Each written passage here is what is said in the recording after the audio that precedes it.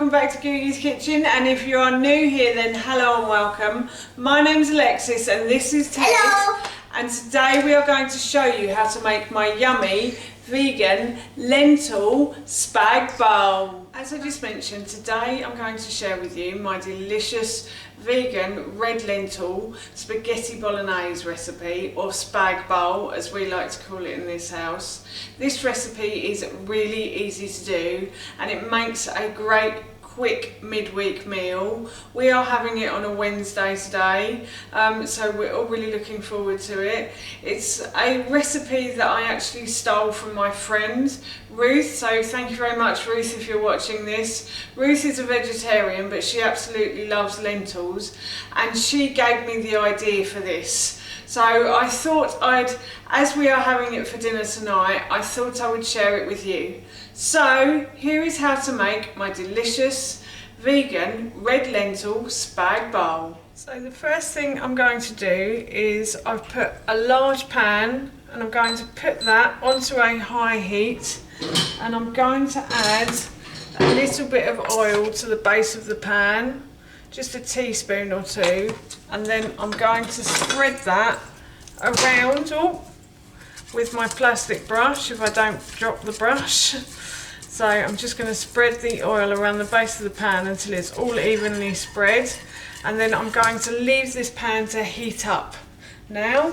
Right, so the pan is sizzling away nicely, and what I've got in here is one garlic clove, a really large garlic clove, chopped up. It does call for an onion, this recipe, but unfortunately my son can't eat onion at the moment, so I'm only using the garlic in the recipe, and I'm just going to fry the garlic off a little bit until it just sort of colours on the bottom of the pan.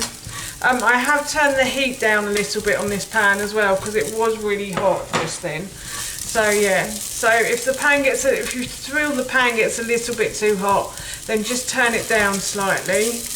And I'm just going to fry this now until it sort of starts to soften, basically. So the garlic has started to soften, and what I'm going to do now is I'm going to add some grated butternut squash. Again, the original recipe calls for carrot, but unfortunately my son can't have carrot either at the moment, so I'm using butternut squash instead. And I'm just going to add that to the base of the pan. I'm just going to fry that round now. And I'm also going to add one red pepper and one yellow pepper, and these are in the recipe. So I'm going to add that to the base of the pan as well. And I'm just going to fry this until everything becomes soft. All the vegetables just have to sort of soften a little. It just helps with the cooking process. So once you start to soften the vegetables, they will hopefully cook really nicely in the spaghetti bolognese sauce. So everything has started to soften beautifully now, and what I'm going to do is I'm going to add 2 tins of tomatoes to this as well. These are plum tomatoes. It doesn't matter what sort of tomatoes you use. You can use chopped tomatoes, you can use plum tomatoes, absolutely fine. And then I'm just going to add 2 tins in here. So I'm making this for 4 people. I will probably have leftovers and put the rest in the freezer tomorrow, but Howard and Ted will have this for dinner tonight. Ted only has a little bit of it at the moment, so I don't need to think about that. And then I'm going to put 250 ml of vegetable stock into the pan as well.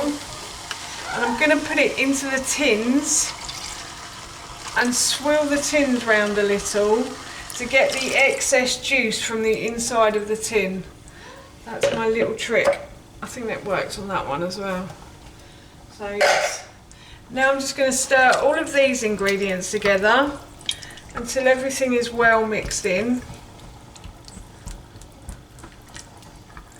I'm going to try and break up the big tomatoes in here as well, just to make it a bit easier for it to cook down.